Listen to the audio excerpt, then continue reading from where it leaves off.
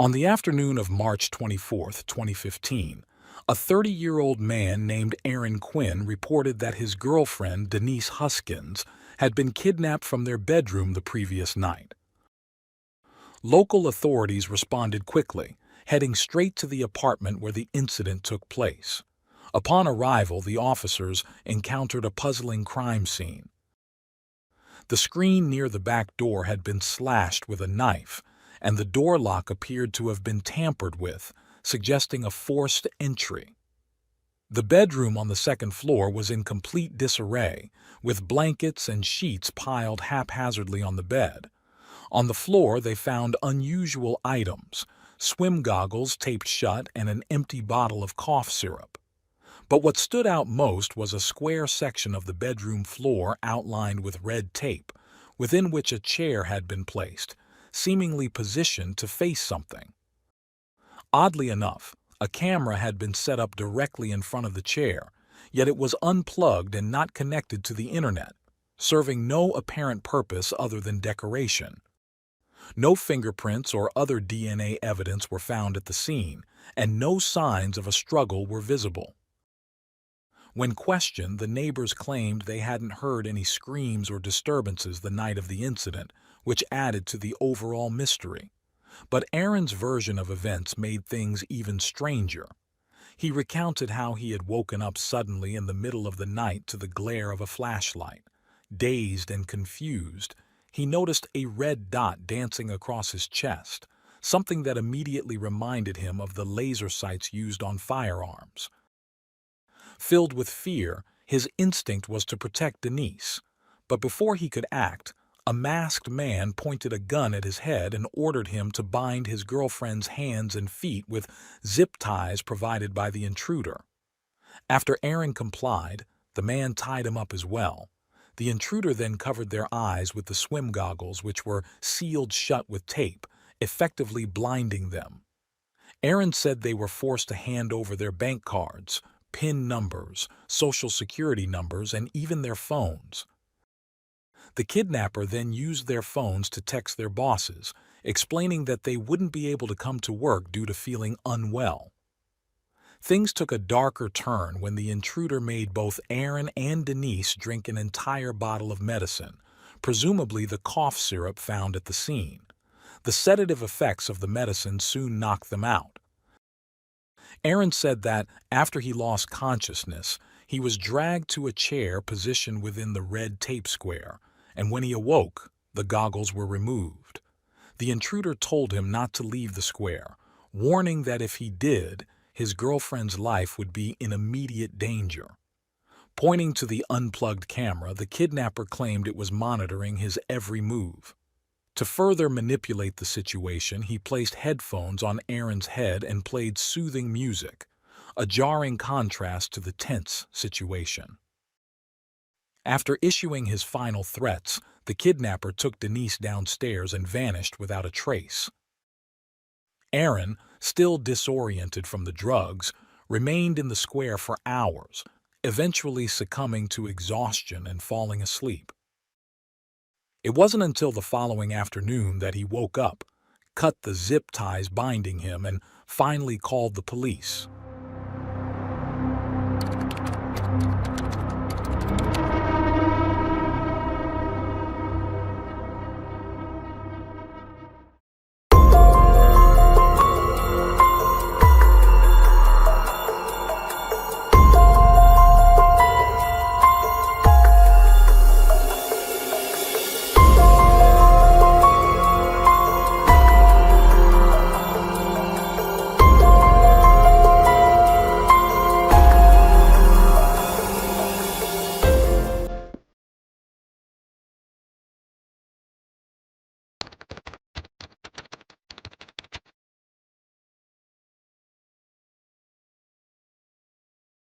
The officers who interviewed Aaron were left baffled by his bizarre story of abduction. Every detail seemed to defy logic, making them question the truth behind his claims. Drawing a square on the floor and forcing him to stay inside it? It felt like the kidnapper had seen too many Western movies and imagined Aaron was someone important. and Aaron had sat there for more than 10 hours without moving. The officers were skeptical. The biggest question on their minds was the motive. Why would the kidnapper go to such lengths to abduct someone? As Aaron struggled to convince the police that his story was real, a message suddenly appeared on his phone. It was from the kidnapper demanding a ransom. "See, I'm not lying," Aaron insisted. But the ransom amount, $12,000, was oddly specific. Whether it was a lot or not, the officers found it strange that the kidnapper would request such an exact figure. This made the police suspicious, wondering if Aaron could be involved in some way. Maybe he had harmed his girlfriend and was now playing the victim to deflect suspicion. Aaron strongly denied this, insisting that he had nothing to do with her disappearance. "How could I have sent a message to myself right in front of you?" he asked. But the experienced detectives weren't buying it. They knew about ways to schedule texts to be sent later. For the next several hours, the interrogation continued. Aaron was hooked up to a lie detector, questioned repeatedly, and even had lawyers consulted, but nothing conclusive came from it. Meanwhile, something else odd happened. The local newspaper received a voicemail from a woman claiming to be the missing Denise. She said she had been kidnapped but was still alive. To prove her identity, she mentioned her favorite band from her first concert and the name of her high school boyfriend. However, her voice was calm and steady, as if she were talking about someone else's situation, not her own. This made the police even more suspicious. Who could stay so composed while supposedly being held captive? The police then began interviewing the couple's colleagues and friends. What they uncovered was a scandal. It turned out Aaron and Denise were both physical therapists at the same local hospital. Even more shocking, Aaron's ex-fiancée, Andrea, also worked there. Aaron and Andrea had been engaged, planning a wedding, but things fell apart when Andrea cheated on him.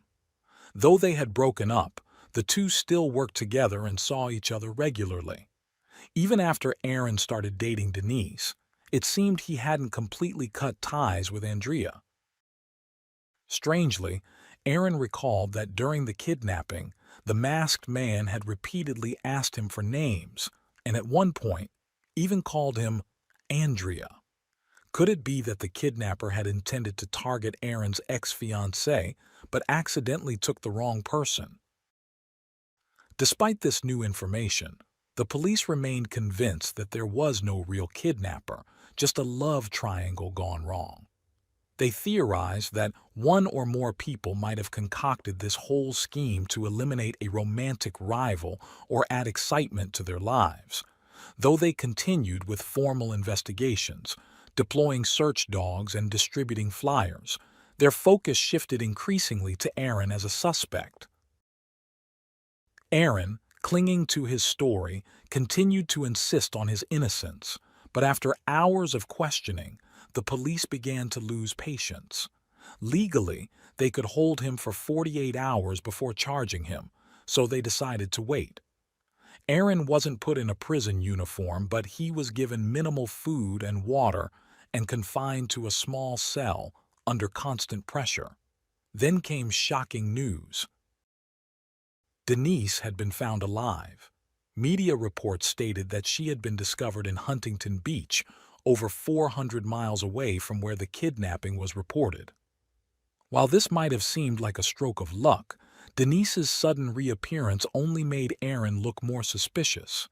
Typically, kidnappers release their victims in remote areas, far from civilization, to create a delay before the police can reach them.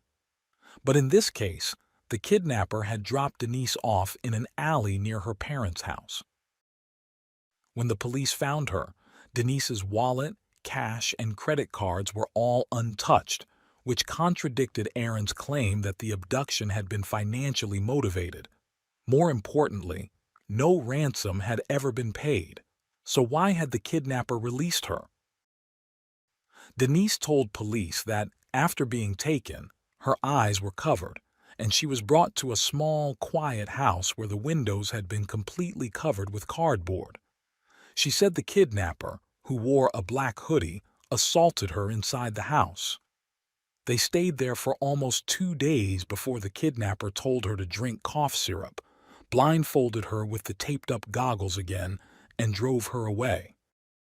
Disoriented by fear and the effects of the medication, Denise couldn't tell how long they had been driving, but after being told to count to 20 and then open her eyes, she found herself near her parents' home. The police found Denise's story even more unbelievable than Aaron's. They required her to undergo a medical examination, particularly focusing on evidence related to the alleged assault. Surprisingly, her physical exam revealed no signs of injury, and there were no traces of male DNA on or inside her body. Denise explained this by saying that during the assault, the kidnapper's genitals had felt odd, as though they weren't real, possibly a toy. This led police to suspect that the kidnapper might not have been a man at all. The police began to suspect that Denise might have voluntarily left home and fabricated the entire story to avoid the consequences of her actions. How could a case so ridiculous be real? A kidnapper who didn't want money, didn't want the person, and simply held her for 2 days as if playing the role of a modern-day Good Samaritan. Denise refused to take the lie detector test the police insisted on. She angrily declared, "I'm the victim here. Instead of finding my kidnapper, why are you harassing me?" Her outburst only fueled the officer's suspicion. After all, why would a victim resist an investigation unless there was something to hide? Not long after, the police held a press conference. The chief, clearly annoyed, told reporters that the entire case had been a hoax. He accused the couple of wasting police resources and planning an elaborate kidnapping scheme for attention. Both Aaron and Denise were formally charged with fraud and public resource misuse. Suddenly, the once respected therapists found themselves branded as notorious scammers. Their jobs were suspended, and their reputations were tarnished. The local community turned against them, even comparing their story to the plot of a recent blockbuster movie. But the story didn't end there. 8 days after the couple's charges were filed, a small-town newspaper received a mysterious email. The sender, claiming to be the real kidnapper, mocked the police for being fooled so easily and vowed to continue targeting others. The email contained 2 photographs, one of a toy gun with a laser pointer taped to it, and another showing the corner of a room with windows sealed by cardboard. These specific details were never made public and were known only to the victims and the investigators handling the case. With years of experience in journalism, the newspaper editor noticed that the email was written with an unusually precise legal tone, different from what you'd expect from an average person or even 2 medical professionals. Yet, the police refused to acknowledge the authenticity of the email, suspecting it to be a distraction crafted by the couple. They argued that since the couple had hired lawyers, it wouldn't be impossible for someone to write the email for them. 3 months passed, and the case of the supposed fake kidnapping and the real fraud remained entangled in legal proceedings. Then, less than 80 miles from where Denise had allegedly been abducted, there was a home invasion and attempted kidnapping. When police arrived at the scene to gather evidence, they discovered something eerily familiar: swimming goggles sealed with duct tape. Due to the high-profile nature of the earlier case, the police initially thought it could be a copycat criminal, using the same method to blindfold the victims. However, after speaking with the victims' families, they were stunned to discover striking similarities between the 2 cases. This time, it was a family of 3, the parents in one room and their 14-year-old daughter in the adjoining bedroom. The father was awakened in the middle of the night by a flashlight beam, just like in the previous case, and saw the same red laser dot. A tall man in a black hood pointed a gun at the father's head and demanded that he tie his wife's hands and feet with zip ties. Every step mirrored the earlier incident, but with one critical difference. The father did not comply. Instead, he fought back fiercely, using a bedside lamp to strike the intruder. Taking advantage of the situation, the mother quickly hid in the bathroom. The father then yelled to his wife to grab a gun from the bathroom, though there was no gun in the house, nor had either of them ever used one. The bluff worked, scaring the intruder, who fled the house. The father chased the man outside, where he saw him drive off in a white car. It was only then that the couple realized their daughter had been tied up in her room, her hands and feet bound, and her eyes covered. It seemed the intruder's plan had been to incapacitate the parents first, then abduct the daughter. Fortunately, the parents' brave actions thwarted what could have been a devastating outcome. Although photos of the family were never released, reports mentioned that the father was of Asian descent. Due to the intruder's hurried escape, the crime scene was not as carefully cleaned as it had been when Denise was kidnapped. The police found DNA from the attacker on the bedside lamp, as well as a suspicious Samsung phone near the door. The phone was registered to a 38-year-old Californian man named Matthew Muller. Additionally, the police managed to recover deleted text messages and photos from the phone, including the $12,000 ransom demand sent to Denise's boyfriend. Using the location data from when the ransom message was sent, the police tracked down a vacation cabin owned by Muller. They immediately went there and found a white car parked outside, matching the description given by the Asian father in the second case. Without hesitation, they entered the property and found Matthew calmly sitting in the living room, hands raised, saying, "You finally found me." He offered no resistance and cooperated fully during his arrest. Inside the vacation cabin, police discovered a room where the windows were sealed with cardboard, perfectly matching the photos from the leaked email and Denise's description. They also found a replica gun, duct-taped swimming goggles, zip ties, and cough syrup mixed with sedatives. In Matthew's car, they uncovered a crucial piece of evidence, a blonde hair strand tangled in one of the zip ties. And whose blonde hair was it? None other than that of Denise. What's more, the data from Matthew's car showed that he had been near Denise's apartment on the night of March 24th and near her parents' home 2 days later, exactly coinciding with the times of her kidnapping and release. All the evidence pointed to the fact that Denise and her boyfriend had been telling the truth the entire time. However, when the police showed Matthew's photo to the couple for identification, they both claimed they had never seen him before and didn't display any hostility toward him. They were completely bewildered as to how they had become involved in this mess.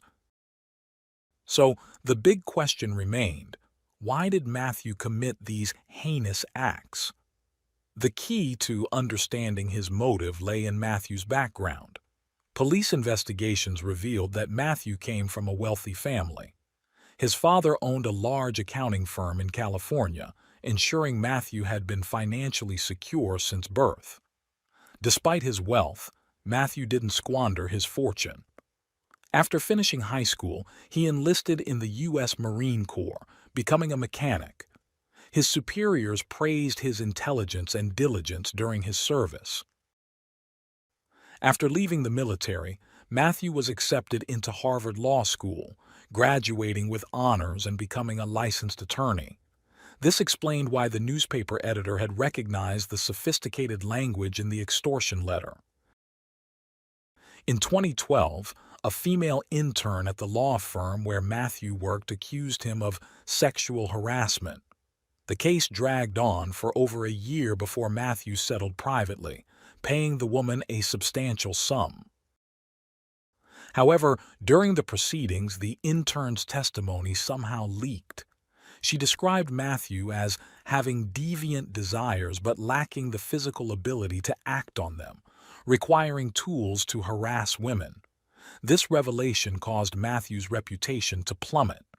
His wife of 2 years also took advantage of the situation and divorced him. Afterward, Matthew left the firm and didn't renew his law license, effectively ending his legal career. He later tried his hand at sales but was soon fired for poor performance. The shadow of the harassment lawsuit haunted him, derailing his life. Though Matthew could have lived comfortably without working, he blamed the intern for ruining his career. His anger first targeted his ex-wife, but soon extended to all women. He saw the world as unfairly biased toward women, with both the legal system and public opinion siding against men. This sense of injustice fueled his desire for revenge, to prove that assumptions could be wrong. In the past 2 years, there had been over 30 reported home invasions in the San Francisco Bay Area, but nearly all the women who reported the incidents were dismissed as mentally unstable. Only 2 cases were filed, quickly buried among countless others. Matthew's appetite for humiliation grew, and targeting women alone no longer excited him. He found greater pleasure in humiliating men in front of their partners, not just causing harm but ensuring that they were ruined forever. If not for the brave actions of the Asian family who fought back, who knows how far Matthew's twisted plan would have escalated. After Matthew's arrest, his wealthy parents spared no expense in trying to absolve him, hiring top defense attorneys and even a renowned psychologist to argue that Matthew had severe mental health issues and possibly a split personality. But in the face of all these efforts, Matthew made a sudden decision. He chose to plead guilty to all charges. In his mind, he had achieved his goal. He had shattered people's trust in the police, the judicial system, and even women. He was sentenced to 40 years in prison for multiple offenses. As for Denise and her boyfriend, the fraud charges against them were officially dropped 2 days after Matthew's arrest. The city's police department issued a formal apology, and details of the case were finally released, clearing up the confusion. It turned out the entire narrative about a love triangle had been pure speculation by the media. In 2018, following a lengthy civil suit, the couple and the police department reached a settlement. They were awarded $2.5 million in damages for the emotional and reputational harm they had suffered due to the police's mishandling of the case. Fortunately, after enduring so much hardship, the couple married in September 2018. A year later, they welcomed their first daughter, followed by another girl in 2022.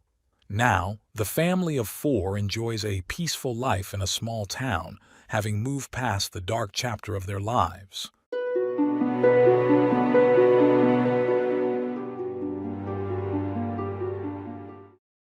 Thanks for tuning in to Unreal True Crime.